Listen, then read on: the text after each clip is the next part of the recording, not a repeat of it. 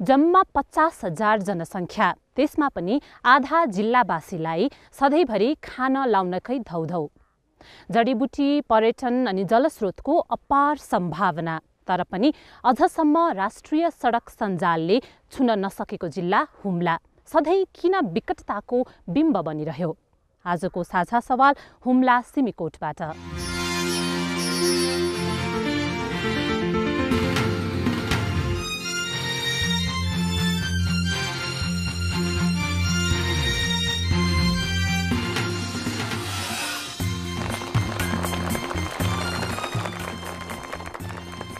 साझा सवालमा विद्या चापागाईको नमस्कार। चारैतिर हिउँले ढाकिएको पहाड छ अनि वरपरका गाउँका हिउँहरू बिस्तारै पग्लदै गएका छन्। यो हो हुम्ला सदरमुकाम सिमीकोट। अनि आज साझा सवालमा हामी यहीँ बसेर बहस गर्दैछौँ। यो बहसमा करिब 450 जति सहभागीहरू हुनुहुन्छ, विभिन्न गाउँबाट आउनुभएका। अनि बहसमा हामीसँग हुनुहुन्छ नेपाली काङ्ग्रेसका हुम्लाबाट निर्वाचित सांसद एवं खानेपानी तथा सरसफाई मन्त्री जीवनबहादुर शाही, त्यसैगरी नेकपा माओवादी केन्द्रका पोलिट ब्युरो सदस्य एवं हुम्लाका पूर्व सभासद कर्णजित बुढाथोकी, अनि नेकपा एमालेका वैकल्पिक पोलिट ब्युरो सदस्य एवं पूर्व सांसद गोरखबहादुर बोगटी र हुम्ला आसपासका थुप्रै तपाईँ सहभागीहरूलाई स्वागत गर्दै म कार्यक्रमको सुरुवात पनि तपाईँहरूबाटै गर्न चाहन्छु। तपाईँको कुरा सुन्छु म सुरुमै। के भन्छ त्यसलाई? त्यो तपाईँले ओढ्नु भएको छ नि त्यसलाई? यो पाखी। तपाईको नाम चाहिँ के हो नि? डुङसिले रोकाया। हजुर, डुङसिले रोकाया। कहाँदेखि आउनु भएको तपाईँ? रादेउ। हजुर। कति टाढा छ यहाँदेखि? 2 दिन, धेरै पटरन्टी हटेर 2 दिन छ। हामको बुनको लागि अब समस्या, दुःख पीडा भयो र खाना लाउन, बालबच्चा लागि दुःख पीडा खाना लाउन लागि हाम्रो जडीबुटी खनेको अब त्यसैमा खर जाने हो कि केही लगानी हुने हो कि भनेर हामी बुन समुदायमा जग्गै कुरा राख्न आइराखेको छौँ। फुर्जीको अटक परे कि केही पार्टी विवादीको केही विभाग परे कि भनेर हामी दुःख पीडाको लागि अब त्यसै जडीबुटी रोकिएको छ। कसरी हो भनेर तपाईँले भन्नुभएको, तपाईँले जडीबुटी चाहिँ घरमा राख्नु भएको छ, थुपार्नु भएको छ? राख्नु भएको छ। हजुर। तर कति अब क्या भयो कि क्या पऱ्यो कि समस्या पऱ्यो कि भनेर हामी अब त्यत्तिकैमा जडीबुटी रोकिएको छ। बेच्न पाउनु भएन? बेच्न पाउनु भएन। अब कति जति राख्नु भएको छ त तपाईँको गाउँमा? अरूहरूले पनि त्यस्तो जडीबुटी चाहिँ कति जति छ गाउँमा? कति 20-25 क्विन्टल लौजी छन् कि कति छन् कि अब घरै राखिया छन्, अब थाहा भएको छैन। अनि कहिलेदेखि बेच्न पाउनु भएको छैन? सब गाउँमा पनि अब रोकिएको छ जडीबुटी। हाम्रो गाउँमा पनि त्यसै हिनामिना भयो खुनेर अब त्यसै रोकिएको छ। अब हस्, मैले कोही व्यापारीसँग बुझ्छु है त, उहाँहरूको जडीबुटी किन नकिन्नु भएको रहेछ भनेर। कोही हुनुहुन्छ यहाँ व्यापारीहरू? म रामबहादुर भण्डारी। हजुर। ठे 5 जडीबुटी सङ्घ हुम्लाको अध्यक्ष पनि हुँ, व्यवसायी हुँ। जब हामीसँग पुर्जी छैन, यो इआई यो वातावरणीय प्रदूषण प्रभावमा पर्ने भएको हुनाले 500 क्विन्टलभन्दा बढी निकासी गर्न पाउँदैन भन्ने हुनाले यो जडीबुटी सङ्कलन नि जनतासँग बढी भयो। यो पुर्जी पाएन, पुर्जी नपाएपछि अवैधानिक रूपमा हामीले लिन पाएनौँ। कति जडीबुटी सङ्कलन भएको छ त? उहाँहरूको हाराहारीमा त्यो 2-3 हजारसम्म जडीबुटी सङ्कलन भएको छ भन्ने कुरा छ र गाउँमा हामीले किनिसकेको अवस्था छैन र केही व्यापारी साथीहरू पनि यो पीडामा पीडा गरेर बसेकै छन्। अनि सुरुमै तपाईँहरूले उहाँहरूलाई भन्नु भएन हामी किन्न सक्दैनौँ, यो भन्दा बढी सङ्कलन नगर्नु है भनेर? हामीले भन्नुभन्दा एफएममा पनि प्रचार गरेका हौँ, जडीबुटी अहिले छैन, कम मात्रामा गर्नुहोस्, इआई गर्नुपर्छ, धेरै कुरा गऱ्यौँ। अब उहाँले अब सङ्कलन भनेको त सङ्कलनकर्ताले सङ्कलन लिने हो, यहाँको नीति त्यो छैन। जनतालाई कुटो कोदालो गरेर सङ्कलन गर्नको लागि पनि हामी व्यापारीबाट पेस्की दिनुपर्ने हुन्छ, चामल जिगर दिनुपर्ने हुन्छ, पाल दिनुपर्ने हुन्छ। तब कि सङ्कलन कसले गर्ने हो त्यो कुरा पनि थाहा छैन। यहाँ व्यापारीले गरे यो सङ्कलन राज्यलाई राजस्व तिर्छु भन्दा पनि यो भएन। हाम्रो चैदायो चेदायो। अब राज्यले चाह्यो भनेपछि अब सरकार बदल्नको लागि मन्त्रालय सरुवा गर्न मिल्ने रहेछ। जनताको यो भोगमारी पीडा लागि यो केही आपतकालीन बैठक गर्न मिल्ने हो कि होइन र यसको उपाय केही छ कि छैन? अब यो जनताले उहाँले प्रश्नसँग भन्न सक्नु भएन। यो केही कुहेर जान्छ, यो लगन पछिको पोथ्यो के काम? इआई होला, इआई भएपछि हामी लिन पाउँला त्यो बेग्लै कुरा। त्यही पनि बाधा अड्काउ फुकाउको लागि केही उपाय छ कि? अब वनको आफ्नो नियम हुन्छ, त्यो म सरकारको प्रतिनिधि हो, तर पनि जुन साथीभाइहरू आउनुभयो उहाँहरूलाई मैले भनेको थिएँ हाम्रो अहिले के छ भने जङ्गल विनाश हुन थाल्यो त्यस कारणले जङ्गल विनाशको सुरक्षाको लागि सामुदायिक वनहरू चाहिँ गठन भएका हुन् सामुदायिक वन गठन भइसकेपछि यी वनको सुरक्षा हुन्छ र उहाँहरूले जडीबुटी निकाल्दा पनि सङ्कलन पुर्जी भनेर पहिला लिनुपर्छ गरिबी छ दुःख छ कष्ट छ त्यो आफ्नो पाटोमा छ तर राज्यको नियममा के भन्छ भने EIA भनेको इन्भाइरोमेन्ट इम्प्याक्ट एसेसमेन्ट वातावरणीय असरको के पर्छ भन्ने कुरा पहिले नै बनाउनु पर्ने हुन्छ र पहिलाको जडीबुटीहरूमा चाहिँ अलि सजिलो ढङ्गले गयो त्यसपछि चाहिँ जब वन विनाश यहीँ पनि हाम्रो यहाँ माथि जडीबुटी पाइन्थ्यो अहिले यहाँ सिमकोटको दिदीबहिनीहरू दाजुभाइहरू पनि हुनुहुन्छ त्यहाँ पनि सिद्धियो यसलाई बिस्तारै हामीले निकाल्नुपर्छ भनेर कार्ययोजनाहरू बनाउनु पर्ने हाम्रो व्यापारी साथीहरूले पनि पहिला डाङ निकाल्ने गरे कताबाट कसैले मुगुबाट लिने कसैले बाजुराबाट लिने गरे अहिले चाहिँ केन्द्रले के गरिदियो भने EIA नभएको र 501 आर्थिक वर्षमा भनौँ न 500 क्विन्टलभन्दा बढी लिन पाइन्न भन्ने नीति बनायो तर यहाँ समस्या के भयो भने नीति त त्यो बन्यो इन्भाइरोमेन्ट बिग्रिनुपर्ने कुरो बिग्रिसकेको छ निक्लेको चिज निस्किसक्यो अब निस्किएकोलाई चाहिँ बरु त्यसलाई लक गरेर कति जस्तै अघि हाम्रो यहाँ दिदीले भन्नुभयो उहाँकोमा कति छ त्यसलाई चाहिँ राखेर वनले चाहिँ एउटा यहाँबाट चाहिँ माथि पठाओस् र मैले वनमन्त्रीलाई पनि उहाँहरू पनि डेलिगेसन आएपछि वनमन्त्रीलाई भनेर टोटल अब निकालिसकेको नयाँ खालले चाहिँ फेरि निकाल्न पाइने रहेछ भने राति गएर नयाँ अर्को निकाल्नु भएन निकालिसकेको कुरा चाहिँ कुहिएरै जाने र वन पनि जगेन यता आर्थिक लाभ पनि नहुने भएको हुनाले वनमन्त्रीलाई चाहिँ यहाँहरूले निवेदन दिनुहोस् भनिसकेको छ र वनमन्त्रीले सायद यो कानुनी बाधा अड्काउ फुकाउनको लागि क्याबिनेटमा ल्याउँछु भनेर भन्नुभएको छ गर्ने कुराको लागि चाहिँ भन्ने हो राजनीति आश्वासन दिएर भोलि गर्न सकिएन भने चाहिँ एकदम त्यो लाजमर्दो हुन्छ मेरो प्रयास हुन्छ भनेपछि यो काम तपाईले गर्न सक्ने भित्र पर्दैन मेरो पोर्टफोलियो भित्र पर्दैन वनसँग सम्बन्धित जो राज्यको निकाय छ त्यो निकायले जडीबुटी सङ्कलक लगायतका अरू जुन जडीबुटीसँग सरोकार राख्ने हाम्रा हुम्लाका दाजुभाइ दिदीबहिनीहरू हुनुहुन्छ उहाँहरूलाई सङ्कलन गर्नु पूर्व तपाईँहरू कानुनको दायराभित्र सङ्कलन पुर्जी लिएर जानुहोस् है त्यो सङ्कलन पुर्जी नलिएपछि तपाईँलाई पछि अप्ठ्यारो पर्न सक्छ भन्ने खालको सचेतनता त्यो सम्बन्धित निकायबाट त्यति प्रभावकारी ढङ्गले गएको छैन गएको अवस्था छैन कि गाउँमा जो सर्वसाधारणसँग गएको छैन त्यस कारणले पनि हामीले जडीबुटी सङ्कलन गरिसकेपछि निकासी गर्न पाइहालिएला भन्ने खालको मनोविज्ञान पालेर केही सर्वसाधारण जनताहरूले त्यो गरेको देखिन्छ अब त चुनावको माहौल पनि सुरु भइसकेको छ तपाईहरु फेरि गाउँ-गाउँमा अभियान लिएर पनि जानुहुन्छ यस्ता कुराहरू चाहिँ लिएर जान मिल्दैन तपाईहरुले गाउँमा एकदमै छ र हामीले लिएका पनि छौं जडीबुटीको जस्तै अब अघि मन्त्रीज्यूले भन्नुभयो जङ्गलको संरक्षणका लागि मात्र जडीबुटी सङ्कलनलाई यथोचित ढङ्गले हेर्ने भन्दा पनि जडीबुटी स्वयंको संरक्षण र सम्वर्धन त्यसको प्रवर्धनका लागि पनि हामी जिम्मेवार हुनुपर्छ जडीबुटी प्रकृतिले दिएको सम्पत्ति हो तर पनि हामीले कुन समयमा कुन बेलामा त्यसलाई उखेल्ने हैन त्यसो बजारमा लैजाने आदि इत्यादि कुरालाई पनि संरक्षण गर्नका लागि पनि हामी सर्वसाधारण दाजुभाइ दिदीबहिनीहरू सचेत रहनै पर्छ त्यो हाम्रो सम्पत्ति हो त्यसलाई हैन अलिकति कलिलै उमेरमा कलिलै अवस्थामा निमेटिहाल्ने हैन हामीले जहाँ पाए त्यही अब त्यो जडीबुटी सङ्कलन गरिहाल्ने कुराले पनि हाम्रो भविष्यलाई अझै समस्या पर्न सक्छ त्यसलाई राम्रोसँग पालन पोषण गर्ने र त्यो अलिकति राम्रो फलाइसकेपछि मात्रै हामीले सङ्कलन गर्ने कुरामा पनि हामी सचेत हुनैपर्ने हुन्छ माइक्सटी सहभागीहरूको कुरा सुन्छु हब्बै नमस्कार नेता अहिले आयो हब्बै देखियो नमस्कार अघि दिदी पनि दाजुभाइ त अघि नमस्कार भनियौँ मेरो नाम अदनकला महतारा हुम्ला जिल्ला श्रीनगर गाविस वडा नम्बर 8 घर तल्ला कल्खे तल डिलोङ हो दुःख त कै ठाउँ आइ त 3 दिन लाग्दो हामीको त नि सित्तीले आउनु नाइ हन्डाई भाइ गाई बाराय तल्लो बेका हुमला कनाइ हन्डाई भाइ गाई बाराय तल्लो बेका हुमला कनाइ सबलाई सकार केन्द्र देखिए जिल्लासम्म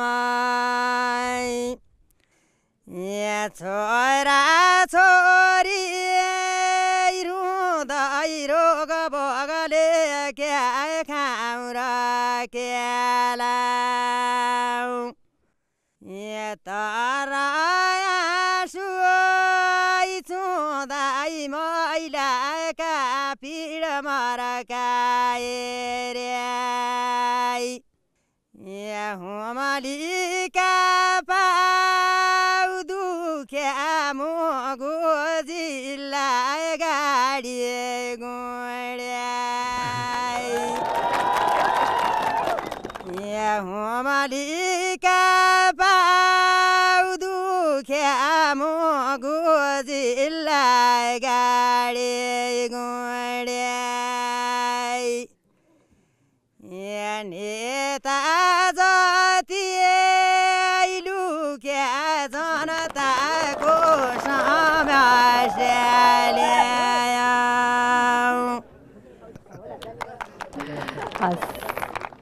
तपाईलाई धेरै धन्यवाद छ। तपाईले आफ्नो प्रश्न सारा पीरमर्का गीतमै भनिदिनु भयो। नमस्कार, म सुशीला रोकाया, मेरो घर हुम्ला सिमकोट। उहाँको म एउटा 13 नम्बरको गीतको मात्रै उच्चारण गर्न चाहन्छु र मेरो प्रश्न पनि माननीय मन्त्रीज्यू लगायत स्टेजमा रहनुभएको नेताहरूलाई यही प्रश्न छ मेरो। ल हुम्लाका पाउदुखे मुगु जिल्ला गाडी गुडे, मुगुमा गाडी गुडिसक्यो हुम्लाका मान्छेहरूले खुट्टाले हिँड्नुपर्छ भन्नुभएको उहाँहरूले। गाडी नभएर हाम्रा खुट्टाहरू दुखिरहेका छन्। नेता जति लुक्या जनताका समस्या ल्यायो। भर्खर अगाडि आधा घन्टा अगाडि नेताहरू ढिलो आउनुभयो। अघिको प्रश्न हो उहाँको। अहिले त नेता हाम्रो अगाडि आइसक्नु भएको छ। हाम्रो आजभन्दा करिब 3 वर्ष अगाडि गृहमन्त्री एवं उप प्रधानमन्त्री वामदेव गौतम हुम्लामा आउनुभएको थियो। उहाँले जिल्ला प्रशासन कार्यालयको जग्गामा आमसभा हुँदा भन्नुभएको थियो कि 6 महिनाभित्र म हुम्लामा गाडी ल्याउँछु। त्यो गाडीको बाटो कहाँ आयो होला? मैले देखेको छैन। कसैले देख्नु भएको छ भने मलाई यो ठाउँमा छ भनिदिनुहोस्। र देख्नु भएको छ तपाईहरुले कसैले? माननीय खानेपानी तथा सरसफाई मन्त्रीज्यूले आजभन्दा 18 वर्ष अगाडि हिल्सा सिमकोटको बाटोको अवधारणा ल्याउनु भएको थियो। भर्खरै 18 वर्षपछि मात्रै राज्यसँग जोडिएको छ। तर हामी हुम्ली जनताहरूको पहुँच र हाम्रा हुम्ली नेताहरूको पहुँच राज्यमा त्यति पुग्दो रहेनछ। 18 वर्ष अगाडिको बाटो 18 वर्षपछि राज्यमा जोडिँदैछ। कि हामी सबै हुम्ली जनताहरू हामीलाई बाटो चाहियो भनेर सिंहदरबारमा जानुपर्ने हो कि हाम्रा सम्पूर्ण दलका नेताहरूले हाम्रो बाटोको लागि पहल गरिदिने हो? गोरखबहादुर बोगटीजी, तपाईको नेताले हुम्लामै आएर भन्नुभएको कुरा तपाईलाई सम्झना छ? सम्झना छ। कति भयो त्यो उहाँले भन्नुभएको? त्यो पनि भनिदिनुस् न एकचोटि। मैले यसो छ विद्याजी, त्यो उहाँले बोल्नुभएकै हो। तपाईले भन्नुभएको नेताको 6 महिना कहिले आउँछ? 6 महिना त्यो आउँछ होइन, 6 महिना गइसक्यो। तर पनि त्यसको पृष्ठभूमि मैले के बताउन चाहन्छु। 6 महिना पछि कति 6 महिना गयो? उहाँले यहाँ बोल्नुभयो, बोलेर काठमाडौँ जानुभयो। काठमाडौँ गएर उहाँले आफ्नो मन्त्रालयको तर्फबाट 5 करोड बजेट सुरुमा विनियोजन गरिनुपर्छ भनेर प्रस्ताव राख्नुभयो। प्रस्ताव राख्दै गर्दाखेरिमा क्याबिनेटबाट त्यो पास भएन। पास नहुँदै गर्दाको अवस्थामा त्यो बोलेको 2 महिनामा सरकार ढल्यो। त्यसपछि झनै केपी ओली नै प्रधानमन्त्री भएको तपाईहरुकै पार्टीको सरकार बनेको हैन? त्यसपछि तुरुन्तै होइन। त्यसपछि अरु त्यसपछि त जहिले भए पनि बने नि बन्न त होइन। अरु त्यतिखेर चाहिँ पहिला भनेको कुरा सम्झिनु पर्दैन? अनि त्यसपछि केपी ओलीको सरकारले त चाइनामा जाँदाखेरि हिल्साको जुन पुलको कुराहरू गराउनु भएको छ। त्यसपछि आएर यो जुन कर्णाली कोरिडोर राष्ट्रिय महत्त्वको जुन सञ्जालमा राख्नु भएको छ, बजेट फ्रिज जाने, काम नहुने, यहाँको प्रकृतिले साथ नदिने आदि इत्यादिले गर्दाखेरि नेपालकै भौगोलिक हिसाबले विकट रहेको त हुम्ला र डोल्पा हो। त्यसले गर्दा हामीले मुगुसँग तुलना गर्दाखेरि मुगुको भौगोलिक बनावट र हुम्लाको भौगोलिक बनावट फरक छ। त्यसले गर्दा त्यो भौगोलिक बनावटका कारणले पनि चाहे जतिको कामहरू हामीले समयमा त्यो आर्थिक वर्षमा गर्न सकिरहेका छैनौँ। हजुर, हस् बोगटीजी, म एकचोटि कर्णजितजी कहाँ जान चाहन्छु। कर्णजितजी, अघि उहाँले कुरा पनि उठाउनु भएको थियो, सिमकोट चाहिँ अब गाडी चढेर कहिले आउने?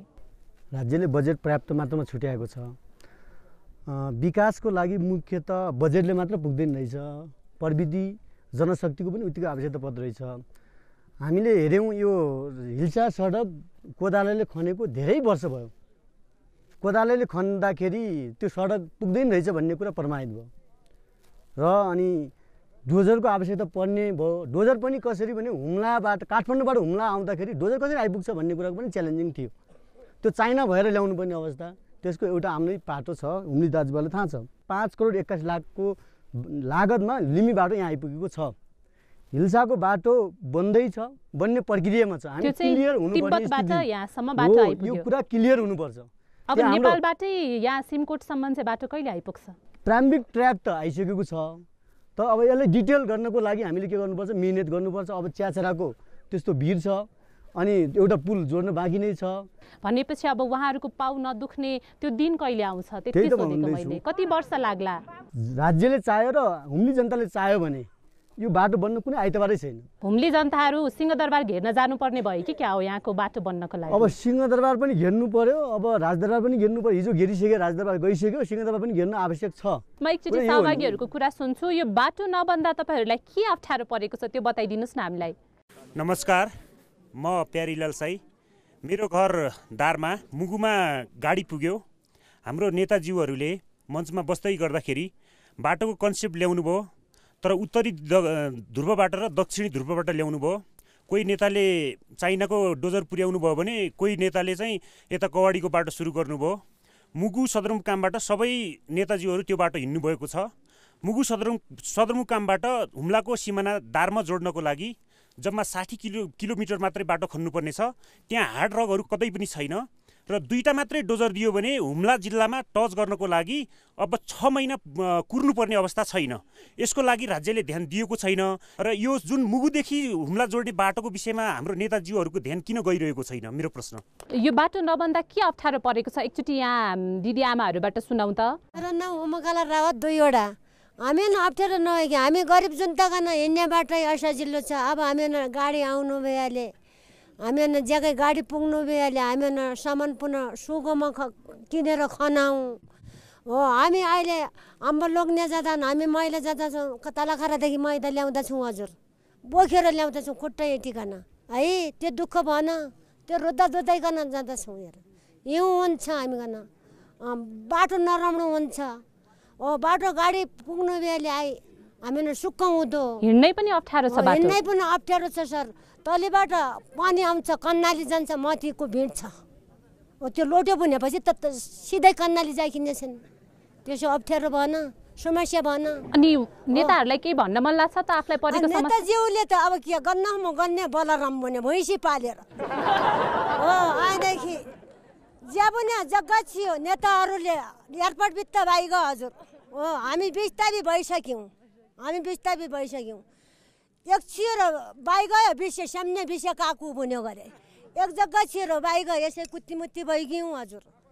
3 करोड 4 करोड दिउँला भनेको जग्गा हो, अहिले मेरो फटाइ बाइग हजुर एयरपोर्ट भित्ता। हस् जीवनजी, तपाईँले पनि 2072 साल जेठमा आफ्नो वक्तव्यमा चाहिँ 2 वर्षभित्र सिमकोटसम्म म बाटो ल्याउँछु भनेर भन्नुभएको थियो। तपाईँको त्यो 2 वर्ष कहिले पुग्छ? मैले भनेको 2 वर्षमा पुग्ने बाटो पुगेको छ। हिल्सा सिमकोट मोटर बाटोको आजको कुरा होइन, 2055 सालमा एक घर एक चर्पी, यहाँ कागज बोल्छ मुखले बोलेर हुँदैन, मैले भन्ने बाध्य भएँ। एक घर एक चर्पी हिल्सा सिमकोट मोटर बाटो भनेर भनिएकै हो। र अहिले प्रश्नकर्ताहरूले सोध्नुहुन्छ यस्तो भएन, त्यो बेला केन्द्रबाट जुम्लामा पनि हाम्रो सडक पुगेको थिएन र हाम्रो सबभन्दा नजिक जोडिएको सडक यही थियो, जहाँ यारी नाका भन्सार, त्यो भन्सार अनुसार आउने हो। बिचमा विभिन्न खालका द्वन्द्व भए, अनेक खालले रोकियो। आज त्यो बाटो सायद च्याछाडाको भिर नफुटेको होला, सल्लीबाट जोडिएर लिमीबाट आएको पनि हाम्रै बाटो हो, त्यो आइरहेको छ। यहाँ कोही कसैले चाहिँ यो र ऊ भन्नुपर्ने छैन। यसैले हामी पछि परेको भन्ने कुरा त्यही हो। डाँडासम्म मैले पुर्याउँछु भनेको बाटो पुगेको छ। बजारमा भएको एउटै मात्र गाडी चाहिँ जम्मा 3 किलोमिटर गुड्दो रहेछ। यही तपाईँले एउटा विचार गर्नुहोस्, जुन ठाउँमा गुनै घुँडासम्म हुन्थ्यो, आज त तपाईँ एउटा गाडी भए पनि देख्न पाउनुभयो। कर्णाली करिडोर बन्ने बित्तिकै हिउँद बर्खाइ चल्ने बाटो हुन्छ। मुगुमा आयो, चङ्खिलीमा आउने बित्तिकै 60 किलोमिटर हिमालको बाटो, 60 किलोमिटर भनेको थोरै हुँदैन। कति जङ्गल जान्छ, कति के जान्छ। एक किसिमले भन्यो भने हामी सबै बेइमानी छौँ, त्यो हामी सबले स्वीकार गर्नु पर्यो।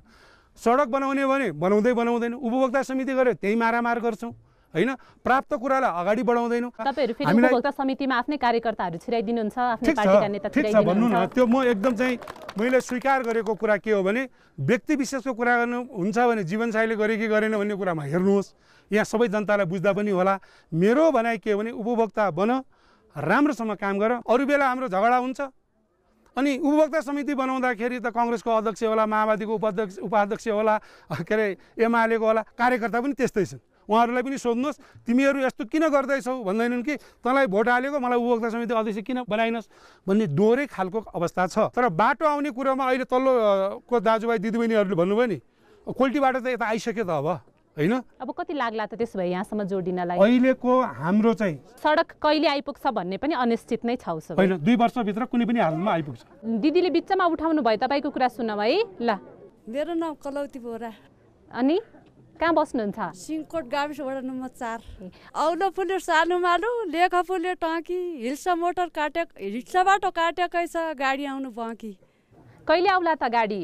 गाडी अब पुगला त 1-2 साल पछि पुग्ला। आश लागेको छ तपाईँलाई? हस्, धन्यवाद। ल दिदी तपाईँको सुन्छु त्यहाँ। सबैलाई नमस्कार। मेरो नाम नन्ददेवी साई, चुङखेली गाउँपालिकाकी मान्छे हुँ। चुङखेली गाउँपालिकाबाट सिमकोट आउन लागि हामी महिलाको 2 दिन 1 भात लागेर हामी यहाँ आउन सक्छौँ।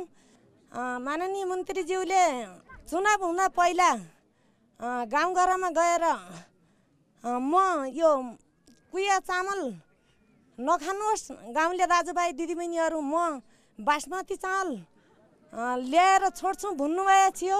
तर 2 वर्ष हुम्लामा खडेरी पर्दा पनि ऐनखि खडेरीको चामल ऐनखि यहाँ गाउँघर अब हुम्लामा खडेरियो चामल दिने भनिकन जुन पार्टी नेताले पनि हामी दिन्छौँ भनेर जुन त कन अस्याउने मात्रै, तर जुन त ऐनखि रोगले भोकले मर्या कि बाँचे कि भनेर तपाईँहरूको कुनै पनि थाहा छैन। त्यो चामल किन रोकियो, तर हजुरले भन्नुभयो त्यो गाउँमा लागु किन भएन?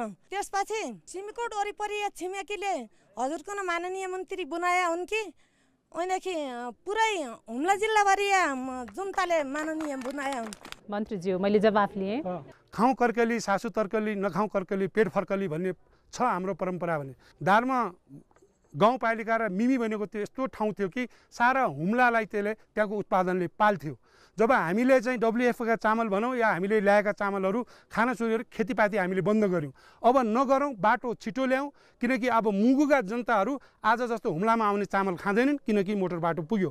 मोटर बाटो पुगिसकेपछि हाम्रा जनताले पनि बासमती चामल खानेछन् भन्ने कुरोले भनेको एक। चुनावको बेलामा चाहिँ बासमती चामलले दिउँला भन्नुभएको रहेछ तपाईँले। त्यो तपाईँले एउटा कुरो सुन्नु न, तपाईँले भन्नुभएको रहेछ भन्ने कुरा भन्ने मान्छे म यहीँ छु। हुम्ला जिल्ला गरिब छैन, हाम्रो उत्पादनहरू छ। मुगुमा चामल आइसकेपछि मुगुबाट चङ्खिलीमा आउँदा खच्चरबाट चामल आउँछ। तर यो दिने मोटो अरुवा होइन, मसिनो चामलहरू उहाँले खान सुरु गरिसक्नु भएको छ। मन्सुरी चामल खान सुरु भइसकेको छ। अनि हामी यस्तो खालको चाहिँ न्युज पठाउँछौँ कि हुम्लाका कर्णालीका जनताहरू भोकै मरेका छन् र आलु र स्याउ खाएर जीवन धानेका छन् भनेर प्रचार गर्ने हामी नै। एकैछिन अघि उहाँले प्रश्न पनि उठाउनु भएको थियो, अघिल्लो सरकारले खडेरी परेका नागरिकका लागि भनेर खाद्यान्न राहत सहितको खाद्यान्न दिने घोषणा गरेकोमा तपाईँहरूले ढुवानी खर्च पनि दिन सक्नु भएन किन त भनेर? होइन, ढुवानी खर्च नदिएको भए चामल कसरी आउँथ्यो होला? सिमकोटमा पनि चामल झरिरहेकै छ, तल्लो बेलमा पनि आइरहेकै छ, उताबाट पनि आइरहेकै छ। सरकारले दिएको कार्यान्वयन हुने कुराहरू आइरहेका छन्, त्यो आएकै छैन भन्ने त कुरै होइन। एकैछिन गोरखजी हुनुहुन्छ, गोरखजी केही भन्न खोज्दै हुनुहुन्छ यो विषयमा? मैले यो प्रश्नभन्दा अलि अघिल्लो प्रश्नमा म क्लियर गर्न चाहन्छु। माननीय मन्त्रीज्यूले जो भन्नुभएको छ हिल्सा सिमीकोट एकल प्रयासमा त्यो निराधार हो। 56 सालको निर्वाचनमा हुम्लाका दाजुभाइ दिदीबहिनीहरूले अत्यधिक बहुमतले मलाई जिताएका थिए। त्यतिखेर अहिलेको माननीय मन्त्रीज्यू सभापति हुनुहुन्थ्यो र 2 पटक उहाँकै सभापतित्वमा जिल्ला परिषदहरू सम्पन्न भए प्रमुख अतिथि मलाई बनाउनु भएको थियो र जिल्ला परिषदले सर्वसम्मत ढङ्गले हिल्सा सिमीकोट हाम्रो एकमात्र अहिले सडक सञ्जालको पहिलो प्रस्थान बिन्दु भन्ने कुरालाई पास गरेका थिए। त्यो 2टै कार्यक्रममा प्रमुख अतिथि म हुँ। भनेपछि त्यो बाटो बनाउन उहाँले भन्दा बढी भूमिका तपाईले खेल्नु भएको भन्ने तपाईको कुरा। हिसाबले गोरखबहादुर बोगटी थियो भने जिल्लाको जनप्रतिनिधि हिसाबले जीवनबहादुर साई हुनुहुन्थ्यो। जनप्रतिनिधिका हिसाबले जिल्लाको नेतृत्व उहाँले गर्नुभएको थियो भने केन्द्रीय नेतृत्व मैले गरेको थिएँ। म बुद्ध भण्डारी घर सिन्नर। मन्त्रीज्यूले जुन अहिले चामल खान सुरु गरिसकेका छन् भन्ने कुराहरू गर्नुभएको थियो र यो अहिले समस्या छैन भन्ने जस्तो गर्नुभएको त्यो उहाँले झुट बोलिरहनु भयो जस्तो लाग्यो। खडेरीको चामल 10,000 कुइन्टल केपी सरकारको पालामा विनियोजन भयो र त्यो केही 300 कुइन्टल सिन्नरमा झरेको छ, 300 कुइन्टल सरकार उसमा झरेको छ र 200 कुइन्टल यहाँ आइपुगेको छ। र त्योभन्दा बाँकीको जुन चामल आइरहेको थियो त्यो ढुङ्गानीको कारणले अर्थ मन्त्रालयले बजेट नदिएर ढुङ्गानीको कारणले गर्दाखेरि अहिलेसम्म त्यो चामल केही बिचमा दलहरूले निर्णय गरेर त्यो पछि पूर्ति गर्ने गरी त्यो नेपाल खाद्यबाट पूर्ति गर्ने गरी तल्लो क्षेत्र र सरकार एरियामा बाँड्नुभयो। अरू चामल त्यहाँ अहिले पनि कुहिरहेको छ अनि बाँड्न दिएको छैन, जुन पुरै चामल आइरहेको छैन। अर्थ मन्त्रालय तपाईँहरूकै पार्टीको भएको हिसाबले म कर्णजितजी कहाँ जान चाहेँ। कर्णालीको जनतालाई राहतको लागि भनेर आइसकेको खाद्यान्न पनि ढुवानीकै कारण रोकिनुपर्ने यस्तो पनि हुन्छ त? अब यो उहाँले कुरा उठाएको सही कुरा हो। काठमाडौँमा हामी तिनैजना काठमाडौँ बस्छौँ, हामीले हाम्रो कुनै खेत छैन, हामीले किनेर खान्छौँ भने काठमाडौँ अधिकांश मान्छेले किनेर खान्छन् भने हुम्लालाई चामल चाहिँदैन भन्नु बेकार कुरा हो। बरु हामी के गर्नु, चामललाई हाम्रो स्थानीय प्रोडक्सनसँग हामीले एक्सचेन्ज गरौँ, आलु उत्पादन गरौँ, कोदो उत्पादन गरौँ, फापर उत्पादन गरौँ, त्यसलाई चामलसँग एक्सचेन्ज गर्ने हो। चामल अहिले होइन, अझै 50 वर्षपछि पनि चामल चाहिन्छ, किनभने जनसङ्ख्या वृद्धि हुँदैछ। आन्तरिक जिल्लाका यो कुनै पार्टीको कुनै नेताको दोष केही पनि छैन, आन्तरिक कारणले गर्दा समस्या भएको विषय हो। माथि सरकारले दिएको, माननीय मन्त्रीज्यूहरूले पनि पहल गर्नुभएको, यहाँ राजनीतिक दलहरूले पनि पहल गरेको, यो जिल्लाकै आन्तरिक कारणले गर्दा समस्या भएको विषय यति हो, अरू केही होइन। कसले ल्याएको समस्या चाहिँ कसले निकालेको यो समस्या? अब राजनीतिक कारणले निस्क्यो। तपाईँहरू त काठमाडौँ बस्नुहुन्छ, यहाँ आएर हेर्न त भ्याउनुहुन्न होला फेरि? होइन, हामी त्यहाँ बसे पनि यहाँ आए पनि हाम्रो समस्या पनि हो, उहाँको समस्या पनि हो, उहाँको समस्या, हामी सबै पार्टीहरूको समस्या कारणले पनि यो समस्या भयो। कसैले हेलिकप्टरबाट छिटो हुन्छ, हेलिकप्टर ल्याइहालौँ तत्काल राहत दिनका लागि भन्ने कुराहरू रह्यो, कसैले होइन सतह मार्गबाट ल्याउँदाखेरि ठिक हुन्छ भन्ने कुराहरू रह्यो। त्यहाँ त्यसले गर्दाखेरि 3-4 महिना त्यसैले पेलेको पछि अनि ढुवानी अब ठिक छ, अब हेलिकप्टरबाट ल्याउन सकिन्छ भन्ने कुराहरू केन्द्रमा त्यो कुरा भएको हो। केन्द्रमा त्यो भइसकेपछि अनि केपिएलकै सरकार नेतृत्व 10 करोड बजेट विनियोजन गरेकै हो। 2 महिनापछि त केपिएल 1.5 महिना पनि थिएन, केपिएल सरकार ढल्यो। चामल त्यो नेपाल खाद्य संस्थान मार्फत जुन नियमित ढङ्गले आउने खाद्यान्न आइराखेको छ, त्यहाँ दुई प्रकृतिको छ नि त। राहतको लागि आउनुपर्ने चामल भनेको मैले अघि पनि सूचनाले हिजो पनि लिएँ, 2000 क्विन्टल हुम्लाको यहाँ सिमीकोट लागि भरिया रहेछ, त्यो आइसकेका देखियो। जस्तै अब दक्षिणी बेकोलाई 4500 क्विन्टल भनेको थियो, अस्ति म श्रीनगरबाट आएँ, मैले त्यति कपाल बोलिराखेको छैन, त्यहाँ 390 क्विन्टल मात्र खाद्यान्न झरेको छ र एउटा गाविसलाई मात्र वितरण भएको छ। त्यसपछि म मध्य बेगमा आएँ सर्केघाट, त्यहाँ 470 क्विन्टल मात्र खाद्यान्न वितरण भएको झरेको छ र त्यहाँ एउटा गाविसलाई मात्र वितरण भएको छ। र त्यही होइन पीडामा परेका नजिकैको जुन छिमेकी दाजुभाइ दिदीबहिनीहरूले गाविसका दाजुभाइ दिदी पाएका छैनन्। त्यो एक खालको सामाजिक सद्भावमा पनि आशा हुने खालको प्रक्रिया भइरहेको छ। नजिकैको गाविस जनताले पाउने, हामीले किन नपाउने, हामी के राज्यका नागरिक होइन भनेर अहिले प्रश्न गरिराख्नु भएको छ। त्यस कारणले यसको जिम्मेवारी भनेको वर्तमान सरकारले लिनु पर्यो। मन्त्रीज्यू त्यो चामल आइपुग्छ? होइन, चामल आइपुग्छ नपुग्ने एउटा भाइले भन्नुभयो कि ढाँट्यो भनेर। यदि ढाँटेको भए त्यो चामल कसरी पुग्थ्यो? यहाँ त हामी त के भयो भने मेरो पार्टीले गरेको तेरो पार्टीले गरेको होइन भन्ने मात्र है। त्यो त झन् ठुलो समस्या देखियो, फेरि यो अर्को समस्या देखियो होइन, त्यस्तो हुनु हुँदैन भन्ने कुरो। हेलिकप्टरबाट नै झार्नुपर्छ भन्ने एक थरी भए, अनि तल सतह मार्गबाट ल्याउनुपर्छ भने अर्को थरी भए। त्यति मात्र होइन, पार्टीले के गर्यो, कुन पार्टीको ठेकदार हुने भन्ने पनि अब यहाँ चाहिँ एमालेको भागमा यति, कङ्ग्रेसको भागमा यति, माओवादीको भागमा यति भनेर त्यो भाग बन्डासी गर्न सुरु गरिसकेपछि अब झन् यो झनै मिसयुज हुन सक्छ भन्ने हिसाबले हेलिकप्टरबाट नै ढुवानी गर्ने भनेर भनिएको। त्यो पनि 3 भाग। अब कसैले भन्ने एमालेका साथीहरूले के भन्नुहुँदो रहेछ भने हाम्रो चाहिँ केपी ओली प्रधानमन्त्री हुनुहुन्छ, त्यसरी ठेक्का ठुलो हामीले पाउनुपर्छ होइन। अर्कोले के भन्दो रहेछ भने हामी चाहिँ प्रतिपक्षका ठुला हौँ, हामीले पाउनुपर्छ। त्यसको कारणले पनि यो जिम्मेवारी तपाईहरू जो यहाँ बस्नुभएको थियो तपाईँहरू हुनुहुन्छ। त्यो बेला पनि कुन पार्टीको मान्छेले ल्याउने अनि कुन पार्टीका मान्छेले पाउने भन्ने हुन्छ होला है। सिडे साहबको उसमा चाहिँ त्यो लेखेको छ, ढुवानीको ठेक्का चाहिँ कुन पार्टीको कुन नेतालाई दिने भन्ने भइसकेपछि अनि पैसा के गर्यो भने अहिलेको चलन चल्तीको दरभन्दा पनि एकदम हाई उसमा गइसकेपछि अनि अहिलेको अर्थमन्त्रीले के भन्नुभयो भने यति पैसा त कसरी दिन सकिन्छ, चलन चल्तीको अनुसार दिनु पर्यो नि, तलबाट ढुवानी ल्याउने अनि यो पार्टीको लागि यति गर्ने भन्ने किसिमले लोकल रूपले पनि त्यो गलत काम भएको हुनाले माथि चाहिँ समस्या भयो। माथि त यहाँको त्यो भयो, माथिबाट खसाल्ने कुरो खसालेकै हो र अहिले आएको अरू कोटाहरू आइरहेको छ। अहिले हाम्रो गोरखजीले भने जस्तै त्यो कोटाको लागि अहिले अर्थमन्त्रीज्यूले म पैसा छुट्याएर जति चामल बाँकी छ अहिले झापामा पनि चामल छ भने पठाउनु पर्छ भनेर सरकार चाहिँ लागिरहेको छ। हस् ल, म सहभागीको कुरा सुन्छु। अरू भाषण नगरेर मेरो चाहिँ मर्म चाहिँ गीतबाटै जानेछ। ए जनताका नाच्यादिन आफू विकासी गरी खानु, ए गाउँघरीमा जानु छ जिल्ला हुम्लाई नबसेर, ए पाक्याको खानु छ फुलफुली गई फल लागि गई। त्यो गीतबाट सोध्नु भएको प्रश्न भनिदिनुहोस् त। मैले भन्न खोजेको के हो भन्दाखेरि चामलको त आवश्यकता त छ, तर हामीसँग अरू पाखा जग्गाहरू छ, हामीले आलु के अरे कोदो मकै यस्ता खेती गऱ्यौँ भने हामी चाहिँ हाम्रो खुट्टामा हामी टेक्न सक्छौँ। मात्र हामीलाई चाहिँ बाटो आयो भने हामीलाई बजारको व्यवस्था हुनसक्छ। म छक्कबहादुर रोकाए, सिमकोट 4 खानेपानी तथा सरसफाइ मन्त्री। उहाँलाई प्रश्न छ, जस्तै कि पछिल्लो समयमा आएको सम्पत्ति विवरणमा चाहिँ हाम्रो मन्त्रीज्यूको चाहिँ विकासवादी भ्रष्टाचार विरोधी मन्त्रीको चाहिँ 8 करोड सेयर लगानी हामीले पत्र पत्रिकामा देख्यौँ। यो सत्य हो कि होइन? हामीले यता कता के सुन्यौँ भने माननीय मन्त्रीज्यूको चाहिँ लगानी हाइड्रो पावरमा भएको, अब यहाँका चाहिँ डाँडापाखा चाहिँ सुकेको होइन, यता लगानी भयो हुन्थ्यो भन्ने कुरा हो। हजुर मन्त्रीज्यू, तपाईँले एउटा कुरो भनिदिनुहोस् कि हुम्लामा बसेर जीवनसाईले यो ठाउँमा भ्रष्टाचार गरेको कि तपाईँले भनिदिनुहोस् होइन। त्यो भ्रष्टाचार गर्यो भनेपछि म आजकै दिनबाट यहाँबाट राजीनामा दिएर जाउँला होइन।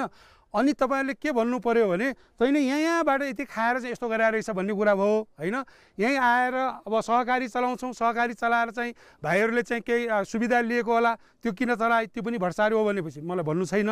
ती के अरे पत्र पत्रिका गलत कुराहरूलाई सुनेर गर्ने हो भनेपछि सबैको चाहिँ निस्केको होला होइन। उहाँले चाहिँ तपाईँको हाइड्रोमा सेयर छ कि भन्ने कुरा उठाउनु भयो। यही चिलिमेमा छ त, चिलिमेमा सेयर हाल्न पाइन्छ, सेयर पाएको छ, तपाईँको पनि होला उहाँको पनि होला होइन। त्यो नहुन पाउने, मैले व्यवसाय गर्न नपाउने भन्ने कुरा होइन। यहाँको हाइड्रोको समस्या भनेको पनि हामी यहाँकै जनता हौँ, यहाँकै ठेकदार हौँ होइन। मैले नितान्त के भने भन्दाखेरि विकासवादी भ्रष्टाचार विरोधी नेताको पत्रिकामा होइन, म काठमाडौँ जाँदाखेरि मैले प्रश्न पढेकै हो। 8 करोड सेयर लगानी छ, त्यो सेयर लगानी हुम्लाको जलविद्युतमा भइदिए आज हामीले यस्तो समस्या भोग्नु पर्दैन थियो भन्ने हो। यहाँ हुम्लामा बिजुली बत्तीको के छ अवस्था बताइदिनु न दिदी बहिनीहरूले। कसैले यतिवटा बत्ती आयो आयो आयो, अब एसएलसी जिकियो कि बत्ती गयो।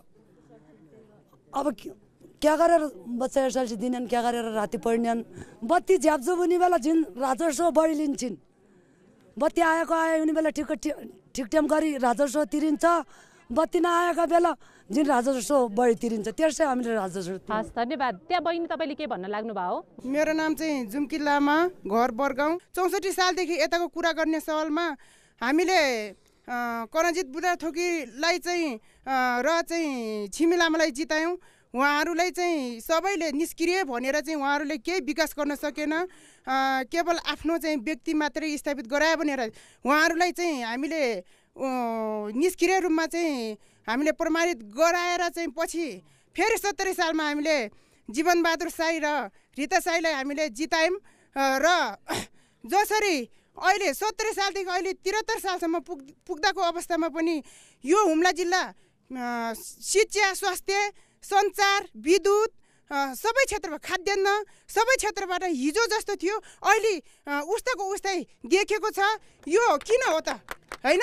हजुर कर्णजितजी, तपाईँ आफ्नो चाहिँ विकास गर्नुभयो, हुम्लाको चाहिँ विकास कहिले गर्ने भनेर सोध्नु भएको छ उहाँले। यही मञ्चबाट केही माफी माग्न चाहन्छु, किनभने केही कुराहरू मेरोबाट अपुग भए। अरूको तुलनामा हामीले धेरै गरेका छौँ। यहाँ तपाईँको सबै गरेका कागजहरू मसँग जीवित छ, समय छैन, तर म यहाँ भन्न सक्ने सम्भावना छैन। कुरा के हो भन्नुहुन्छ भने, तर यो राज्यको स्रोतहरूको हिसाबले हेर्दाखेरि हुम्लीलाई कर्णालीलाई गर्ने व्यवहार एउटै भएको हुनाले हामी पनि त्यही शिकार भयौँ। बिहानदेखि बेलुकीसम्म हामी मन्त्रालयमा जाँदासम्म पनि हामीले त्यो प्रकारका कुनै सुविधाहरू नभएको अवस्था, तपाईँलाई त्यो लेभलको सुविधामा पुर्याउन नसकेको अवस्था केही कुराहरू हाम्रो रहे।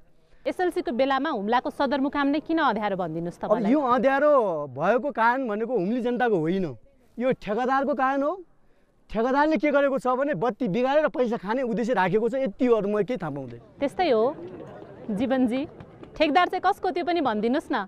ठेकेदार यसको भनेर मलाई थाहा छैन, कुन पार्टी नभएको कुरा मैले किन भन्ने। ठेकेदार भन्ने थाहा छ, ठेकेदारको पछि को छ भन्ने कुरा मलाई थाहा छ, परवाह नभएको कुरा भन्न सक्दैन। यहाँ त सबैको फेरि पार्टीको ठेकेदार भन्ने हुँदो रहेछ, त्यो पनि थाहा छ कि भनेर सोधेको मैले। माओवादीको ठेकेदार छैन, अरू पार्टीको ठेकेदार छ भने उहाँले जान्नु। ए ल जीवनजी, आफ्नो हुम्लालाई चाहिँ एसएलसीको बेलामा पनि अन्धकारमा राखेर सञ्चारविहीन बनाएर तपाईँ आफू चाहिँ चिलिमेमा लगानी गर्ने त? सेयरमा लगानी गर्ने भनेको कुरा सेयरमा हाल्ने हो, त्यसमा परेपछि आउने हो। र हाम्रो नेसनल ग्रिडमा नभएको हुनाले कोही पनि यहाँ लगानी गर्न आउँदैन। त्यो त खोलेको बेला हालेको बेला संयोगले परेका कुराहरू त्यो आफ्नो ठाउँमा छ। आधा मेगावाटको विद्युतको आयोजना 6 गाउँलाई बिजुली बाँडेको छैन त? 6 गाउँलाई बाँडे, हजुर। त्यो पनि सधैँ बिग्रिरहने एउटा सामान्य भन्दा सामान्य सामान पनि जगेडामा राख्न नसकेर नागरिक चाहिँ अन्धकारमा बस्नुपर्ने एकदम तपाईँले भनेको सही कुरा हो होइन ध्यान नजाने कुरा होइन तपाईँहरूलाई थाहा छ अब सम्बन्धित ठाउँमा यत्रो मान्छेहरू छन् कर्मचारी छन् हाकिम छन् उनीहरूलाई यो सामान हुनुपर्छ किनभने एउटा मन्त्री भएकोले अथवा सांसद भएकोले उसलाई गएर त्यो सामान छ कि छैन भन्ने कुरो होइन हामीले भनेको यहाँ बत्ती बल्नुपर्छ त्यसको लागि के चाहिन्छ भन्ने कुरा उनीहरूको तर हामी सबैले लागेर फेरि त्यसको लागि चाहिने पैसा पनि पठाइदिएका छौँ पैसाबाट यो जनता पनि अलिकति सचेत हुनुपर्ने अघि नै एउटा कुरा आयो हामी सबै सचेत हुनुपर्ने अवस्था चाहिँ छ बोगटीजी कहिलेसम्म हुम्लावासीले चाहिँ आफूलाई चाहिँदो बिजुली ढुक्कले बाल्न पाउने दिन आउला त विद्युतको सवालमा पनि राज्यको संयन्त्र नै कमजोर भएका कारणले यो दुर्गति भोग्नु परेको छ कर्णजीले भन्नुभयो त हामी तीनैजना काठमाडौँ बस्छौँ भनेर काठमाडौँलाई त लोड सेडिङ मुक्त बनाउनु भयो अब हुम्लालाई चाहिँ कहिले लोड सेडिङ मुक्त बनाउनु उहाँ अब माओवादी केन्द्रको नेता हुनुभयो म एमालेको नेता भएँ मेरो जिम्मा उहाँले लिने मैले उहाँको जिम्मा लिने कुरा भएन म मेरो पार्टीका कामले म कहिले केन्द्रमा पनि हुन्छु अरू जिल्लामा पनि हुन्छु कहिले आफ्नो जिल्लामा पनि हुन्छु यो मेरो दोहोरो जिम्मेवारी रह्यो र त्यसपछि विद्युत आपूर्तिका कुराहरूमा त त्यहाँको हाकिम त्यहाँको प्रमुख नै अब केही समयदेखि अघि केही दिन पहिलेदेखि नै बेखबर छन् के अब त्यो बिग्रिनुभन्दा पहिलेदेखि सचेत भएर त्योसँग सरोकार राख्ने त्यसकै नाममा तलब भत्ता खाने जनताबाट उठेको कर असुली गर्ने मान्छेहरूले जिम्मेवार हुनु परेन र त्यसलाई चलाउने माथिको राज्यको संयन्त्र जिम्मेवार हुनु परेन एउटा राज्य संयन्त्र नागरिकको प्रतिनिधि भएपछि तपाईहरुले चाहिँ यस्तो खैखबरी गर्नु पर्दैन त हाम्रो पनि खैखबरी हो तर त्यो खैखबरीको पनि व्यवस्था भयो के मेरो नाम गुर्मु लामा मेरो घर बरगाउँ 4 हुम्ला जिल्लामा महिलाहरूको स्वास्थ्य स्थितिमा एकदमै नाजुक अवस्था छ त्यो के कम्तीमा पनि एउटा गाविसमा 5-6 वटा महिला गर्भवती हुन्छ त्यो गर्भवतीमा एकजना त जोखिम पर्छ त्यो के नि उसको स्वास्थ्य क्लिनिकमा किन प्रस्तुति हुन सकेको छैन हालसम्म म खलगाउँ गाविस वार्ड नम्बर 5 अप्पर हुम्ला हाम्रो लामा बस्तीमा चाहिँ राज्यको हरेक स्वास्थ्य नीतिमा 10 देखि 5 बजेसम्म हुनुपर्ने हरेक उपस्वास्थ्य चौकी स्वास्थ्य चौकीमा हुनुपर्ने हाम्रो त्यहाँ दरबन्दी 4 जनाको छ अब गत वर्ष 1 वर्षमा उहाँहरूको बढीमा स्वास्थ्य सेवा दिनुभएको 2 महिना पनि पुगेको छैन 2 महिना पनि पुगेको छैन हाम्रो त्यहाँ बसेको मात्र हामीले सिटामल लिनलाई पनि यहाँ सदरमुकाम सिमकोट आउनुपर्ने स्थितिमा छ र हाम्रो महिला दिदीहरू बिरामी पर्दाखेरि हामीले सिमकोटको यहाँ जिल्ला अस्पतालमा पुग्यौँ मेरो परिवारलाई लिएर आएँ जिल्ला अस्पतालमा पुग्यौँ जिल्ला अस्पतालमा पुग्दाखेरि सामान्य सिटामल मात्रै दिनुभयो 75 थरीको औषधिहरू राज्यले निःशुल्क जनतालाई दिन्छ भन्ने कुराहरू हामीले सुन्नमा आएको छ मात्र मैले पाएको भनेको मेरो परिवारको औषधि एउटा सिटामल मात्रै र उहाँले लेखेर दिनुभयो यो औषधिहरू मेडिकलबाट किनेर लिनु होला भन्छ तपाईं खगल गाउँ भन्नुभयो हैन त्यो माथलो हुम्ला पर्यो हजुर अनि त्यहाँ स्वास्थ्य कर्मीहरू चाहिँ कतिको बस्छन् त स्वास्थ्य कर्मी 1 वर्षमा बढीमा बस्नुभयो भने 2 महिना बस्नुहुन्छ उहाँहरू नत्र भने वर्षभरिमा 1 महिना मात्र बस्नुहुन्छ अनि तपाईले के भन्नु भएको छ त यो विषयमा मैले 2-3 पल्ट एफएममा प्रचार गरेँ एफएममा प्रचार गर्दाको भोलिपल्ट फेरि उहाँहरू आउनुहुन्छ र भोलिपल्ट फेरि फर्केर जानुहुन्छ पर्सिपल्ट हुम्लाका जिल्ला अस्पतालका प्रमुख डाक्टर स्मृति महत हामीसँगै हुनुहुन्छ म एकचोटि तपाईको पनि कुरा सुन्छु स्वास्थ्य कर्मीहरू 2 महिना मात्र बस्छन् कि बस्दैनन् भन्ने एक्ज्याक्ट डाटा चाहिँ हामीले पनि राम्रोसँग पाएको छैनौँ किन भन्दाखेरि उहाँहरूले बस्दैन भन्नुहुन्छ कर्मचारीहरूलाई सोद्धाखेरि हामी बसेकै छौँ भन्छन् अब त्यहाँको चाहिँ स्थानीय तहले पनि हामीले चाहिँ अब स्वास्थ्य चौकी व्यवस्थापन समिति खडा गरेको छ त्यस पछाडि स्वास्थ्य चौकी इन्चार्ज पनि आफै त्यहाँ हुन्छ त्यो एउटा समिति हुन्छ त्यस पछाडि नागरिकहरूको पनि आफ्नो एउटा टिम हुन्छ उहाँहरूले चाहिँ एउटा समग्र रूपमा यस्तो किसिमको प्रब्लम छ भनेर आउनुभयो भने हामीले त्यही अनुसार जान सजिलो हुन्छ र खगल गाउँको मात्रै एउटा ठाउँको कुरा गर्दाखेरि चाहिँ विगतमा एकजना मात्रै अनमी हुनुहुन्थ्यो र उहाँलाई चाहिँ अघिल्लो पालि मङ्सिरमा सरुवा भइसकेको छ एकजना मात्रै अनमीले चाहिँ खगल गाउँलाई धानिरहेको अवस्था थियो र उहाँ पनि सरुवा भइसके पछाडि चाहिँ त्यहाँ एउटा भ्याकेन्ट स्थिति थियो कोही पनि थिएन अनि अहिले चाहिँ भर्खरै मात्रै 43 जना अनमीहरूको सरुवा भएको छ लोकसेवा आयोगबाट सिफारिस भई 43 जना अनमी आइसके पछाडि चाहिँ अहिले हामीले 2 जना खगल गाउँमा पठाइसकेको छौँ अरु जिल्लाको अवस्था पनि त्यस्तै हो अरु जिल्लामा पनि लगभग यस्तै हो तर हुम्ला चाहिँ अझै बढी यस्तो पीडित पाएँ मैले किनभने 43 जना अनमीको पद भ्याकेन्ट हुनु अनि त्यसमा पनि अझै 25 जना एचए अनि त्यस पछाडि 27 जना अहेबको रिक्त दरबन्दी हुनु भनेको त्यो ठुलो समस्या नै हो हुम्ला जिल्लामा 27 10वटा स्वास्थ्य चौकीहरू छन् इन्क्लुडिङ जिल्ला अस्पताल, त्यसमा पनि अझै भाइटल पोस्टहरू चाहिँ पुरै खाली नै छ। तथ्याङ्क अधिकृतदेखि लिएर अब लेखा अधिकृत अनि पब्लिक हेल्थ अफिसर हरेक पोस्टहरू चाहिँ खाली नै छ। यति खाली हजुर अब नआइरहेको नै मान्नु पर्यो, किनभने रोजाइमा चाहिँ दुर्गममै पनि गाडी जाने ठाउँहरूमा नै विशेष गरी कर्मचारीहरूले रोज्दा रहेछन्। स्मृतिजी तपाईँ चाहिँ कहिलेदेखि हुनुहुन्छ यहाँ? मेरो यहाँ आएको चाहिँ म 1 वर्ष भइसकेको छ। अब मेरो राखिराख्यो त तपाईँलाई 1 वर्ष, अरू त फेरि सरुवा मागेर जान्छन् भन्नुभयो, बस्दैनन् भन्नुभयो। अब मेरो आफ्नै पर्सनल यो हुम्ला जिल्लामा चाहिँ मेरो हस्बेन्डको घर भएको कारणले गर्दाखेरि नै श्रीमानको घर, हजुर त्यो कारणले गर्दाखेरि चाहिँ म यहाँ आएको हुँ। एउटा स्थानीयकै मनोभावना लिएर म यहाँ आएको हुँ र यहाँ आउँदाखेरि चाहिँ त्यति मात्र पनि होइन, हामीलाई अब लोकसेवाको पोइन्ट्स हुन्छ, त्यो कारणले गर्दाखेरि पनि आइन्छ। त पोइन्ट्सको साथसाथै चाहिँ म एउटा स्थानीय भएको फिल गरेर नै म यहाँ आएको हुँ। अप्ठ्यारो चाहिँ के छ तपाईँलाई जिल्ला अस्पतालमा? ती विशेषज्ञ प्रसुति सेवा दिँदा दिँदै पनि त्यो केसेसलाई चाहिँ यहाँ हुन सक्दैन भनेर एयरलाइन्सको मान्छेहरूलाई चाहिँ प्रपर इन्फर्मेसन्सहरू नदिकन त्यो केसेसलाई सिधै रिफर गरिदिने, जबकि यहाँ विशेषज्ञ डक्टरबाट एकचोटि देखाइसकेपछि मात्र पठाउनु पर्ने केसेसलाई पनि नदेखाइकन सिधै पठाउने गरिन्छ। त्यो पनि एउटा प्रब्लम हो। साथसाथै अरू प्रब्लम्सहरूमा चाहिँ हामीलाई अब अहिले तत्कालीन समस्या भनेको चाहिँ इलेक्ट्रिसिटीकै बढी भइरहेको छ। जीवनजीबाटै मैले जवाफ लिन चाहेँ, अब पहाडी जिल्ला हिमाली जिल्लाहरूका बिरामीहरूलाई लैजानको लागि भनेर एयर एम्बुलेन्सको अथवा हवाई जहाजबाट पनि बिरामीहरू लैजाने भनेर त्यस्तो खालको एम्बुलेन्स व्यवस्था गर्ने भन्ने त नीतिमै छ क्यारे होइन? कि सेनाबाट कि प्रहरीबाट चलाउनु पर्छ भन्ने कुरा आएकोमा अहिले आएर त्यो सेनाले चाहिँ चलाओस्, किनभने त्यो एयर एम्बुलेन्स चलाउने भने टेक्निकल कुराहरू हो, पाइलटहरू चाहियो, डक्टरहरू चाहियो।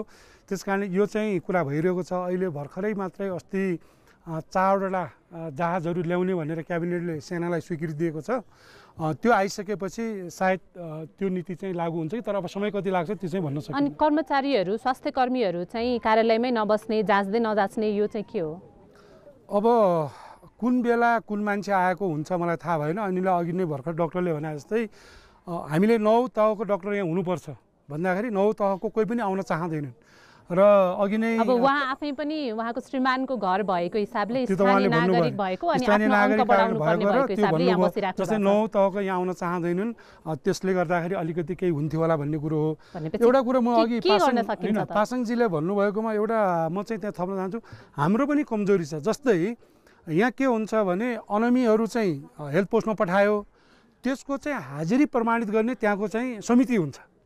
अब 2 महिना पनि नबस्नेलाई फेरि उहाँले तलब हुँदाखेरि हाजिरी प्रमाणित गरेर पठाइदिनुहुन्छ। यसमा चाहिँ जनताले पनि साथ दिनु पर्यो। जो बस्दैन नबस्नेको चाहिँ हाजिरी प्रमाणित उहाँहरूले गरिदिनु भएन र कार्यालयले पनि बेला बेलामा चाहिँ यसलाई चाहिँ मोनिटरिङ गर्ने गरिदिनु पर्यो। म उहाँ दिदीको लिन्छु ल, उहाँले अघिदेखि हात उठाउनु भएको छ। मेरो नाम चाहिँ रेक्जेन लामा हो, मेरो घर बरगाउँ 4 नम्बर। 7 महिना 8 महिना हामीले हिउँ आउँछ, बर्खा चाहिँ पानी पर्छ र अनि पानी बगेर लिन्छ, हिउँदे हिउँले खान्छ, अरूसँग हरियो दन्दन छ। हाम्रो यहाँ केही पनि छैन, हेर्नु न।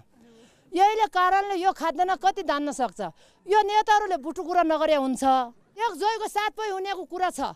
त्यहाँ के छ भनेपछि यहाँ हजुर अब यो जेठो बाईको नाममा सारा बच्चा उसको नाममा नागरिकता लिएछ, जिम्मेजको सारा उसको नाममा नाफिया छ। अब त्यो चाहिँ यहाँ हामीलाई यहाँ अहिले चाहिँ सरकारले बिहान लगाइदियो। अब बाइक कहाँ ढोलाने, घरमा पनि बाघ नदिने, सरकारले पनि बाघ नदिने। तपाईले भन्नुभयो बहुपति प्रथा भनेर होइन त, त्यो भनेको के हो अलिकति बुझाइदिनुस् न। बहुपति प्रथा के हो भनेपछि हामी चाहिँ भोटिया चाहिँ झारोबाट आएको, अनि थर थपले भन्छ हाम्रो, थपले चाहिँ झारोबाट आएको। झारोबाट आउने अरूलाई खेतीपाती हुँदैन र एक जोइको साथ पोइ हुन्छ। तातबाट आउने अरूलाई चाहिँ एक पोइको साथ जोइ हुन्छ हजुर, ऊ खेतीपाती गर्नेले। अनि त्यो चाहिँ अनि हामी के वरपर ठङ्गाठुङ्गा गरेर बेरासँग क्यारेबनसँग अनि व्यापार गरेर ल्याउँथ्यो चलन हिजो। अब अलिअलि खेती बनायो, अहिले आजकल खेती बनायो। अब अहिले बहुपति हटाउन भने त अब श्रीमती ल्याउन थाल्यो त झन् बाघ पाउँदैन। यहाँ हदबन्दी लगाइदियो सरकारले, गर पनि बाघ दिँदैन। अब एक भाइको नाममा नाबिया छ, अब के गरौँ अझ समस्या त्यही छ हाम्रो देशमा। बहुदलीय व्यवस्था आइसक्दाको अवस्थामा यो बहुपति प्रथा अबको बेलामा यो त्यति ठिक होइन कि भन्ने कुराको पनि उठान गऱ्यौँ। तर पनि उहाँहरूकै समुदायबाट यसले त आर्थिक जीवन उपार्जनका लागि होइन, महिलालाई एउटा सम्पत्तिको मालिक बनाउनका लागि पनि यो राम्रो हो यसलाई विरोध गरिनु हुँदैन भनेर पनि त्यही कम्युनिटीका अगुवा नेताहरूले पनि वकालत गरिरहेको अवस्था हो र अहिले पनि त्यही कम्युनिटीको केही नेताहरूले त्यो वकालत गर्दै हुनुहुन्छ। जग्गा जमिन नपाउने कुराहरू त्यो त एउटा होइन आमाका एउटा बुवाका सन्तानको हिसाबले प्रमाणित भएको अवस्थामा त कानुनले नै त्यो जग्गा उपलब्ध गराउने कुरा त भइहाल्छ। मेरो नाम मुकुन्द रोकाया, म सिमकोट गाउँपालिका वडा नम्बर 6 को बासिन्दा। म मन्त्रीज्यूलाई प्रश्न सोधेँ, कर्णाली अञ्चलका उत्पादनहरू चिनीको चामल, फापरको पिठो, जौको सातु, सिमीको दाललाई हामी जस्ता साना उद्यमीले काठमाडौँ लिँदा महँगो पर्ने भयो र यहाँबाट खाद्य संस्थानले के गरेर रहेछ भने यहाँ चाहिँ अनुदानमा खरिद गर्दो रहेछ, काठमाडौँमा सस्तो बेच्दिँदो रहेछ। हामी जस्ता साना उद्यमीलाई पहिलो कुरा मर्काम पार्यो। त्यसको लागि नेपाल सरकारबाट र खानेपानी मन्त्रीज्यूले त्यसको ढुवानीलाई के पहल गरिदिनुहुन्छ पहिलो पाटो। दोस्रो पाटो के छ भने भोगमरी हुम्लामा होइन कि सोमेलियामा जसरी भोगमरी भएको छ मान्छे त्यहाँ मर्छ, हुम्लीजन त मरेका छैनन् कि। तपाईँले चामल दिनुको सट्टा उन्नत जातको हाइब्रिड चिनीको बिउ दिनुहोस् न, उन्नत सिमीको दाल दिनुहोस् न, उन्नत फापरको बिउ दिनुहोस्। हुम्ली जनताले चामल दिएन होइन, तालिम दिएर तपाईँहरू बिउको उत्पादनतिर चाहिँ बनाइदिनुहोस्। एउटा दोस्रो पाटो त्यो रह्यो। तेस्रो पाटो के छ भने तपाईँको सिँचाइ, तपाईँ चामल नदिनु सिँचाइ दिनुहोस् कि हुम्ली जनतालाई। अब बल्ल उहाँको कुरा मेरो भनाइ के भने हाम्रो उत्पादन छ, चिनु छ, कोदो छ, फापर छ। हाम्रो 1 किलो चिनुको चामलले 3 किलो चाहिँ बासमती चामल आउँदो रहेछ। त्यो मूल्य त्यसको भ्यालु त्यस्तो छ। त्यसकारण खाद्यलाई पनि थाहा छ हामीले हाम्रो लोकल प्रडक्टलाई किन्ने, जो अनुदानमा दिएको हाम्रो जति कस्ट पर्छ त्यो पैसालाई यहाँ दिने र सरकारले जसरी अनुदानमा त्यो दिन्छ यहाँका उद्यमीहरूलाई पनि त्यो अनुदान दिनुपर्छ भनेर कुरो भइरहेको छ। यदि त्यो अनुदान दिने अवस्था भयो भने यहाँ धेरै हाम्रो चाहिँ उत्पादन बाहिर जान्छ र तपाईँले चाहेको अर्को कुराहरू आउन सक्छ। त्यो चाहिँ हामीले सरकारको अहिले नीति छ। कर्णजितजी, तपाईसँग चाहिँ के छ त हुम्लालाई समृद्ध बनाउने योजना? हुम्ला जिल्लामा लामा र ब्यासी समुदायहरू छन्, विभिन्न समुदायहरू छन्। अहिले हेर्दाखेरि 25 वर्ष भएछ यहाँ पदमा कुन कुन पार्टीले के पद दिएछ भनेरसँग मसँग रेकर्ड छ। यो सामान्य ज्ञानमा खोजे होइन, म आफैले थाहा पाएको कुरा। माननीयमा माओवादीले 3टा बनाएछ, काङ्ग्रेसले 0, एमाले 0। क्षेत्रपालमा माओवादीले 1 बनाएछ, काङ्ग्रेसले 0, एमाले 0। यसको भन्न खोजे एमाले र काङ्ग्रेसले पनि मान्य बनाओस् भन्न खोजेको हो कि भोटको मात्र कामले हुँदैन। यसको अर्थ अन्य समुदायहरूलाई पनि त्यो उपेक्षा गर्नुपर्छ भन्ने कुरा होइन। मुख्य कुरा उहाँलाई मैले खोजेँ राजनीतिक स्थायित्व कुरा मुख्य। पहिलो कुरा बहुपति प्रथा हटाउने कुरामा 80% हामी सहमत छौँ, हामी लागेका छौँ। हामीले यो प्रश्न भन्नै पर्छ, अब दबिएका महिला दलित जनजातिहरूलाई के अधिकार दिनुपर्छ त भन्ने कुराको सिरियस हो। त्यसले मात्रै समस्याको समाधान गर्न सक्छ। बोगटीजीबाट सुन्न चाहे तपाईँसँग चाहिँ के छ योजना? हुम्लाको समृद्धिको पहिलो आधार भनेकै सडक हो, त्यसपछि आएर पर्यटन हो, त्यसपछि आएर कृषि हो, त्यसबाट जलविद्युत हो। अब यहाँ माथिल्लो भेगमा भिर पाखा छन् जहाँ उत्पादन 12 महिना एकपल्ट हुन्छ भने मध्य भेग र दक्षिण भेगमा वर्षमा 2टा बाली पाक्छ। जिल्लाभित्रै पनि त्यो खालको भौगोलिक अवस्था छ, विविधता छ। त्यो विविधता भएका कारणले जिल्लाभित्रै पनि हामीले अहिले रहेका जुन बाँझो पाका पर्तीहरू छन् त्यसलाई पर्याप्त मात्रामा सिँचाइको व्यवस्था गऱ्यौँ भने हुम्ला जिल्ला निकट भविष्यमा खाद्यान्न आत्मनिर्भर हुन सक्छ। र अनि स्थानीय उत्पादन गर्ने कृषकहरूलाई प्रोत्साहित गर्नुपर्छ र हामीले यो पनि भनेका छौँ कि तिनीहरूलाई पुरस्कार दिनुपर्छ जसले आफ्नो लागि खाद्यान्न उत्पादन गरेर बेच्ने औकात राख्दछ। त्यसका गर्ने भनेको राज्यको पहुँच प्राप्त गरेको बेलामा, तर पार्टीले त राज्यको पहुँच प्राप्त गर्ने बेलाभन्दा अगाडि पनि त खाका त तयार पार्नु पर्यो नि। त्यो समृद्धिको खाका हामीसँग छ। भोलि जनताको जनमतबाट फेरि राज्य शक्तिको बागडोर सम्हाल्ने अवस्थामा त्यो कार्यान्वयन हुन्छ। हामी गराउँछौँ पनि, अहिले प्रतिपक्षमा छौँ, हामी दबाब दिन्छौँ। हस्, धन्यवाद। म साझा सवालको आजको बहस यहीँनिर टुङ्ग्याउँछु। तपाईलाई आजको कार्यक्रम कस्तो लाग्यो आफ्ना सुझाव अनि प्रतिक्रिया दिन सक्नुहुन्छ। त्यसको लागि हाम्रो ठेगाना हो कार्यक्रम साझा सवाल BBC नेपाली सेवा, post box number 672 Kathmandu Nepal. अनि तपाईँ हामीलाई इमेलमा पनि प्रतिक्रिया दिन सक्नुहुन्छ। त्यसको लागि हाम्रो इमेल ठेगाना हो nepali.letters@bbc.co.uk। अनि तपाईँ हामीलाई फेसबुक, ट्विटर, युट्युब अनि इन्स्टाग्राममा BBC साझा सवाल लेखेर पनि खोज्न सक्नुहुन्छ। आजको कार्यक्रममा सहभागी हुनुभएकोमा हुम्लाबाट निर्वाचित सांसद एवं खानेपानी तथा सरसफाई मन्त्री जीवन बहादुर शाही, उहाँ नेपाली काङ्ग्रेसका नेता पनि हुनुहुन्छ। त्यसैगरी नेकपा माओवादी केन्द्रका पोलिट ब्युरो सदस्य कर्णजित बुढाथोकी अनि नेकपा एमालेका वैकल्पिक पोलिट ब्युरो सदस्य गोरख बहादुर बोगटी सहित तपाईँ सहभागी दर्शक अनि श्रोता सबैलाई धेरै धन्यवाद। कार्यक्रमबाट आजका लागि हामी सबैलाई बिदा दिनुहोस्। नमस्कार।